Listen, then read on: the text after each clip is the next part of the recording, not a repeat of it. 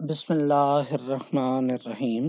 सैयदना करीमन सल्लल्लाहु अलैहि वसल्लम। अस्सलाम वालेकुम फर्स्ट ईयर क्लास। आज हम लोग चैप्टर नंबर 5 के lecture number 17 and overall lecture number 28 के साथ कंटिन्यू करेंगे। लेक्चर नंबर 17 जो है वो इस चैप्टर का लास्ट जो है वो लेक्चर होगा इंशाल्लाह। उसके बाद फिर हम इसके एक्सरसाइज को टेकअप करेंगे।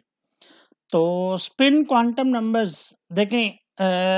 मैं आपको थोड़ा सा अगर बैक हिस्ट्री ज़रा 2 मिनट के लिए रिवाइज कर दूं तो बोहर ने जो आपका एनर्जी लेवल यूज किया था उसको नंबर n से ज़ाहिर किया था, ठीक है।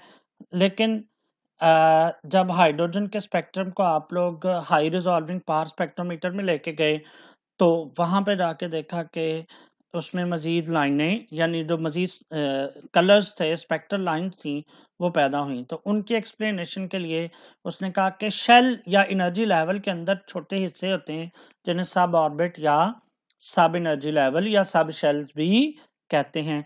तो ये उसने नई टर्म सब शेल की डिस्कवर की एजिमुथल क्वांटम नंबर की शक्ल में, यानी उस सब शेल को शो करने के लिए हम एक नंबर इस्तेमाल करते हैं जिसे हम क्या कहते हैं, सब शेल कहते हैं, एजिमुथल क्वांटम नंबर कहते हैं।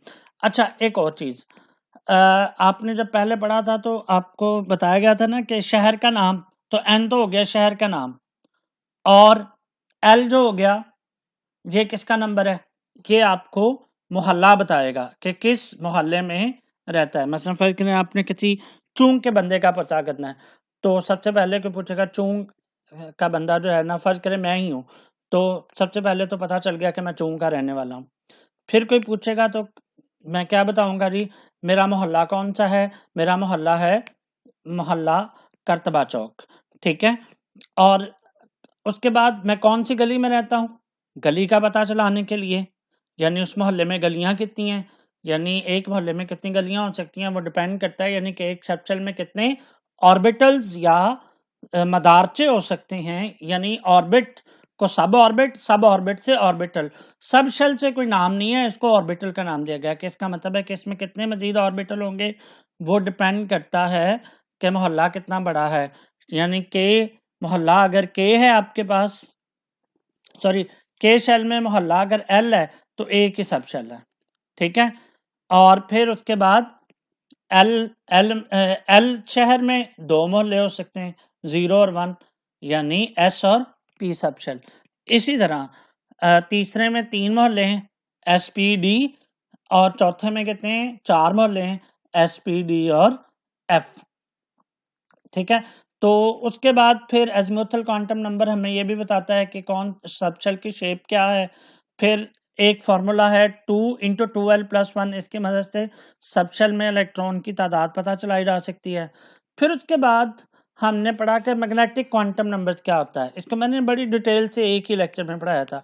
इसमें यह था कि जब हम हाइड्रोजन के स्पेक्ट्रम को स्ट्रॉन्ग मैग्नेटिक फील्ड में लेके जाते हैं तो मजीद लाइनें डिवाइड होती हैं, स्पेक्ट्रल लाइनें पैदा होती हैं, और इसको जीमन इफेक्ट कहते हैं। इसके एक्सप्लेनेशन के लिए उसने कहा कि सबशेल के अलावा और ऑर्बिटल्स भी हैं, ठीक है, सबशेल के अलावा और ऑर्बिटल्स भी हैं। यानी यहाँ पे जो मैंने ऊपर सब शेल का जिक्र किया है ना, ऑर्बिटल्स, तो इनको हम सब ऑर्बिट कहेंगे, ठीक है।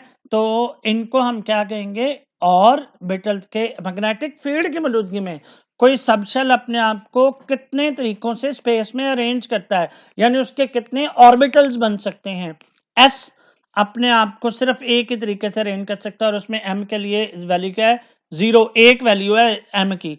वो कैसे, किस फॉर्मूले से पता चलेगा, इस फॉर्मूले से, 2l+1 वाले फॉर्मूले से, ठीक है। तो यहां से हमें पता चला कि एस सबशेल में एक ही ऑर्बिटल है, पी में 3 है, और डी में 5 है, और एफ में 7 है। और फिर वहां से जब आपने एस पी डी एफ के ऑर्बिटल्स का पता चला लिया, अब उनको सारी उसने एक्सप्लेनेशन की हुई है कि अगर L0 M0 तो एस सबशेल, अगर L1 तो M की 3 वैल्यूज हैं, 0, +1 और -1, +1 होगा तो PX, +2 होगा तो +0 होगा तो PX, +1 होगा तो PY, और -1 होगा तो पी जी। इसी तरह L 2 हो तो वही 5 वैल्यूज होंगी, और वो कौन सी होंगी? 0 +1 -1 +2 -2, 5 होगी ना। तो यहाँ से फिर उनको हर एक नंबर के साथ साथ उनको इनको ऑर्बिटल्स को, डी ऑर्बिटल्स को नाम भी दे दिए गए हैं। और अब आपने आज के लेक्चर में स्पिन क्वांटम नंबर के बाद आपने इनकी शेप्स को भी डिस्कस करना है, एसपीडी और एफ सबशेल की। ठीक है, तो अब आइए हम पहले स्पिन क्वांटम नंबर देखें। स्पिन क्वांटम नंबर की जरूरत क्यों पेश आई? देखें, हाई रिजॉल्विंग पावर स्पेक्ट्रोमीटर में लेके गए तो हमें अजीमुथल क्वांटम नंबर की जरूरत पेश आई। मैग्नेटिक फील्ड में लेके गए तो हमें spin quantum magnetic quantum number की जरूरत पेश आई। लेकिन स्पिन क्वांटम नंबर्स में ना तो हम उसको किसी मैग्नेटिक फील्ड में लेके जा रहे हैं, ना इलेक्ट्रिक फील्ड में, ना ही जो है वो उसको हाई रिजॉल्विंग पावर स्पेक्ट्रोमीटर में लेके जा रहे हैं। हम देखते हैं, इंतहाई गौर से अगर देखें तो हर स्पेक्ट्रल लाइन अपने आप को दो हिस्सों में डिवाइड करती हुई नजर आती है। एक क्लॉकवाइज स्पिन के लिए पैदा होती है और दूसरी इलेक्ट्रॉन की एंटी क्लॉकवाइज स्पिन के लिए पैदा होती है। तो यहां से ये दो लाइनों का जो स्ट्रक्चर है, उस फाइन स्ट्रक्चर जो जीमन इफेक्ट यानी मैग्नेटिक फील्ड और हाई पावर स्पेक्ट्रोमीटर में, हाई रिजॉल्विंग पावर स्पेक्ट्रोमीटर में जो लाइन पैदा होती हैं उनके ये अलावा थी। यानी हर की एक लाइन जो है वो मजीद आपको दो हिस्सों में बटी हुई नजर आती हैं। और दो हिस्सों में बटने की वजह से इस स्ट्रक्चर को, इन लाइनों के इन स्ट्रक्चर को डुप्लेट लाइन स्ट्रक्चर भी कहते हैं। इस डुप्लेट लाइन स्ट्रक्चर को एक्सप्लेन करने के लिए एहलनबेक और गाउडस्मिथ और एहलनबेक, इन दोनों ने ये बताया कि इलेक्ट्रॉन क्लॉकवाइज और एंटी क्लॉकवाइज स्पिन करता है, जिसकी वजह से हर लाइन आपको मजीद दो हिस्सों में नजर आई। तो फिर इसके लिए फिर क्लॉकवाइज स्पिन के लिए उसने एक स्पिन क्वांटम नंबर +1/2 कह दिया, और एंटी क्लॉकवाइज स्पिन के लिए उसने क्या कह दिया? -1/2। आई थिंक ये एक रूल है, फिजिक्स का एक रूल है, शायद आपने पढ़ा हो कि एंटी क्लॉकवाइज के लिए हम पॉजिटिव का फिगर यूज करते हैं और क्लॉकवाइज के लिए जो टॉर्क हम यूज करते हैं वो नेगेटिव यूज करते हैं। तो आई थिंक ये क्लॉकवाइज ही है, ये क्लॉकवाइज है और ये क्या है? एंटी क्लॉकवाइज है। इसीलिए इसके लिए साथ प्लस है, +1/2 है, और ये एंटी क्लॉकवाइज है, इसके लिए ये -1/2 है। ठीक है, क्लॉकवाइज है तो ये एंटी क्लॉकवाइज है और ये क्या है? क्लॉकवाइज है। ठीक है, तो अब यहां से इसको पढ़ लें एक दफा। इसमें क्या कहता है? Alkali metals have some electron in their outermost shell. उसके 1 electron in their outermost shell, उनके आउटरमोस्ट शेल में 1 इलेक्ट्रॉन है। We can record their emission spectra. जब हम इसके एमिशन स्पेक्ट्रा को देखते हैं, when outermost electron jumps from excited state to ground state, जब वो गर्म हालत से नॉर्मल ग्राउंड स्टेट में आने की कोशिश करता है, जब हायर एनर्जी लेवल से लोअर एनर्जी लेवल में इलेक्ट्रॉन आता है, तो when spectra are observed by mean of high resolving power spectrometer, each line in the spectrum is found to be consist of pair of line, कि हर line आपको pair of line में नजर आती है। और इसको हम क्या कहते हैं? डुबलेट कह रहा हूं, डुप्लेट भी कहते हैं, डुप्लेट, लेकिन इसने यहाँ पे डबलेट लाइन स्ट्रक्चर का लफ्ज यूज किया है। डुप्लेट भी सही है और डबलेट भी ठीक है। ठीक है, we should keep in mind, हमें यह जहन में रखना चाहिए, that the doublet line structure is different, मुख्तलिफ है, from the fine spectrum of hydrogen, hydrogen के फाइन स्पेक्ट्रम से डिफरेंट है। As we have discussed in azimuthal quantum number, वो जो फाइन एजिमुथल क्वांटम नंबर में जो मजीद लाइनें डिवाइड होती हैं, ठीक है, ये उससे क्या था? डिफरेंट था। So it should be made clear that lines of doublet structure are widely separated from each other। एक ध्यान में रख लीजिएगा कि ये डबलेट जो हर लाइन दो लाइनों के ऊपर मुश्तमिल होती है, ये इसमें इनका दरमियान फासला जो है वो नॉर्मल लाइनों से क्या होता है? ज्यादा होता है। while those fine structure are closely spaced, और जो फाइन स्ट्रक्चर है वो आपको क्लोजली स्पेस नजर आता है। ठीक है, चलें अजान के बाद ये बाकी कंटिन्यू करते हैं। डबलेट लाइन स्ट्रक्चर का ये जो मुअम्मा है 1925 में गाउडस्मिथ और एहलन बेक ने हल किया। कैसे हल किया? उन्होंने सुजेस्ट किया कि एक electron well moving in an orbit, एक ऑर्बिट में घूमते हुए एक इलेक्ट्रॉन जो है अराउंड द न्यूक्लियस, न्यूक्लियस के गिर्द ऑल्सो रोटेट और spin about it's on axis, वो अपने एक्सिस के गिर्द भी घूमता है, क्लॉकवाइज भी हो सकता है और एंटी क्लॉकवाइज भी। ठीक है, and this is called self rotation. और ये spinning of electron associated with the magnetic field, इसके साथ एक मैग्नेटिक फील्ड अटैच होती है, हेंस अ मैग्नेटिक मूवमेंट, और उसके साथ फिर एक मैग्नेटिक मूवमेंट भी होता है। ठीक है, जिससे अट्रैक्शन या रिपल्शन का एक फिनोमिना क्रिएट होता है। Hence opposite magnetic field are generated by clockwise and anti clockwise spin. Clockwise और एंटी क्लॉकवाइज स्पिन की वजह से अपोजिट मैग्नेटिक फील्ड जनरेट होती है, और इस स्पिन मोशन की वजह से हमें क्लॉकवाइज की वजह से लेदर से लाइन नजर आती है, और एनर्जी सेम होती है, कलर सेम होता है, मगर दो लाइनें नजर आती हैं। ठीक है, और इसीलिए इस डबलेट लाइन स्ट्रक्चर की जो वजह है वो इलेक्ट्रॉन की अपनी एक्सेस के गिर्द स्पिन मोशन भी है। ठीक हो गया। नेक्स्ट जो है इन चार क्वांटम नंबर्स की समरी जरा गौर से देखें, समराइज कैसे देखें। Principal quantum number n, azimuthal l, magnetic m, spin s। अच्छा, मुझे एक बात बताएं, और total number of electron that can be accommodated. जी, पहला शेल k, इसका मतलब है कि n1, l उससे एक कम 0, और m की भी एक ही वैल्यू होगी, वो भी क्या होगी? 0 होगी। लेकिन s में मैक्सिमम कितने इलेक्ट्रॉन आ सकते हैं? 2। ठीक है, और फिर 2 में एक स्पिन क्लॉकवाइज, एंटी क्लॉकवाइज और एक क्लॉकवाइज, और मैक्सिमम इलेक्ट्रॉन सब शेल में कितने आ सकते हैं? 2। इसी तरह l, इसमें n की वैल्यू 2, l की एजिमुथल क्वांटम नंबर की वैल्यू 2 होंगी, 0 से स्टार्ट होकर 2 से कम तक चलेगी, यानी 0 और 1।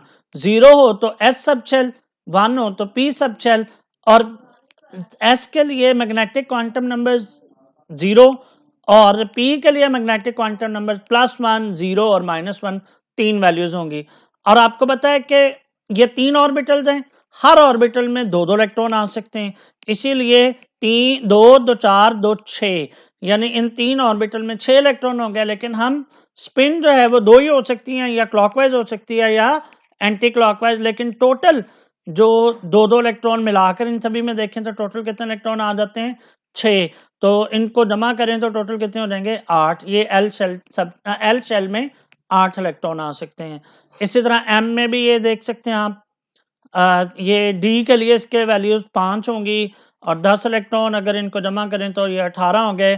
और इसी तरह एन में चौथा शामिल कर देंगे, 7 वैल्यूज एम की होंगी, और magnetic spin quantum number same रहेगा, 14 इलेक्ट्रॉन और जमा कर देंगे तो 18 और 14 क्या हो जाएंगे? 32। तो ये 32 इलेक्ट्रॉन हो जाएंगे। ठीक है, ठीक है, तो यहां से ये चीजें आपको क्लियर हो जानी चाहिए। ठीक है, तो ये पूरा टेबल पूरे इस सारे 2 लेक्चर्स की क्या है, एक समरी पेश करता है। आइए अब हम लोग इनको हम सेट क्वांटम नंबर्स भी कहते हैं। हर इलेक्ट्रॉन के साथ एक क्वांटम नंबर का सेट अटैच होता है। ठीक है, तो जिस शेल में होगा, जिस सब शेल में होगा, जिस ऑर्बिटल में होगा, उसी के मुताबिक इसको क्वांटम नंबर असाइन कर दिया जाएगा। ठीक है, अब शेप्स ऑफ ऑर्बिटल, आपने बताया कि एल एजिमुथल क्वांटम नंबर की मदद से हम शेप ऑफ ऑर्बिटल को भी डिस्कस कर सकते हैं। अगर एल 0 है, एस सब शेल, और इसकी शेप क्या होगी? स्फेरिकल, जिसको हम सर्कल से रिप्रेजेंट करते हैं, सर्कल से।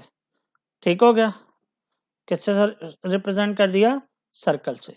ठीक है, अब सर्कल से which in turns represent the cuts of a sphere, वो एक स्फीयर के कट को शो करते हैं। अगर आप काटे ना तो एक पूरा स्फीयर को शो करता है।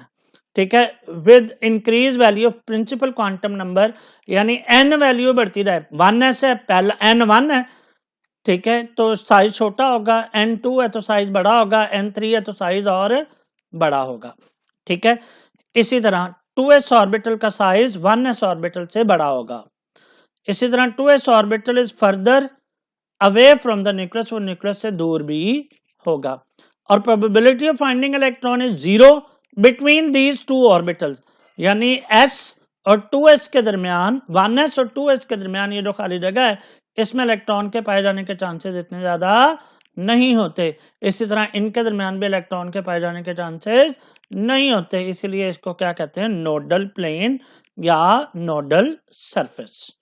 नेक्स्ट अगर आप देखें पी स्ट्रक्चर की जो शेप्स हैं, इनके लिए देखें, यहाँ पे उसने जो है वो x y and z axis, किसी को भी ये ज़हन में रख लेना, एक्स वाई जी इन तीनों में से किसी एक को एक्स, जरूरी नहीं है कि आप एक टेढ़ी लाइन को एक्स कहें, आप सीधी लाइन को भी एक्स कह सकते हैं और इसको वाई कह सकते हैं और इसको जी कह सकते हैं। ठीक है, तो ये नॉर्मली जो हम आम मैथमेटिक्स में यूज करते हैं, जो हॉरिजॉन्टल लाइन होती है वो एक्स एक्सिस को शो करती है, जो वर्टिकल होती है वो वाई एक्सिस को, और जो तिरछी होती है वो जेड एक्सिस को शो करती है। यानी ये जरूरी ये तिरछी नहीं होती बल्कि पेपर के बाहर की तरफ होती है, यानी यहाँ पे जो मेरा कर्सर है इससे एक लाइन ऊपर की तरफ होती है कंप्यूटर की स्क्रीन के बाहर की तरफ, और एक कंप्यूटर की स्क्रीन के क्या होती है, पीछे की तरफ होती है। तो इसीलिए वो टेढ़ी आगे पीछे वाली तो शो नहीं कर सकते, इसलिए हम यहाँ पे टेढ़ी लगा देते हैं। ठीक है, तो ये ध्यान में रख लेना, किसी को भी एक्स, किसी को भी वाई, किसी को भी जी। अब एल अगर 1 हो, प्री ऑर्बिटल हो, पी सबशेल क्यों हो, और इसकी शेप क्या होगी, डम्बेल शेप होगी। डम्बेल का मतलब मैंने आपको बताया था ना कि एक लूप इधर है, दूसरी लूप इधर है, जैसे डंबल नहीं होता जिसमें बॉडी बिल्डिंग वाले जो डंबल, मैं आपको दिखाता हूँ, शायद आपको नेट से पिक्चर मिल जाए। ठीक है, डम बेल, ठीक है, शायद इसकी पिक्चर आपको नजर आ जाए।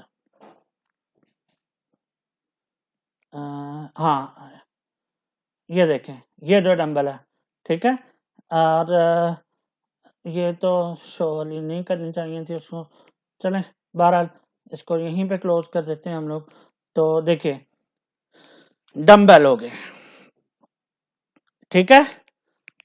तो नेक्स्ट है, हाँ, अब अगर कोई एक्स एक्सिस के लॉन्ग है और उसकी ओरिएंटेशन, तो पी एक्स, अगर वाई एक्सिस के लॉन्ग, ओरिएंटेशन कहते हैं तरतीब को स्पेस में, वाई एक्सिस के लॉन्ग या जेड एक्सिस के लॉन्ग है तो इन शेप्स को कहते हैं। So P orbital have directional character which determine the geometry of the molecule. ये पी ऑर्बिटल एक डायरेक्शनल इफेक्ट रखते हैं जिसकी वजह से मॉलिक्यूल की ज्योमेट्री आप मालूम कर सकते हैं। All the p orbital of all energy level have similar shape, shape similar होती है, but size, but increase the principal quantum number, size of the shell will also, sub shell या orbital जो है वो इंक्रीज कर देगा। अब इसी तरह डी सब शेल की अगर आप बात करें तो डी सब शेल में 5 मैग्नेटिक क्वांटम नंबर्स की वैल्यूज हैं, हर एक के साथ डेजिग्नेट किया हुआ है ना, D X D Y Z, D X Y D Y Z, D Z X D X square D Y square.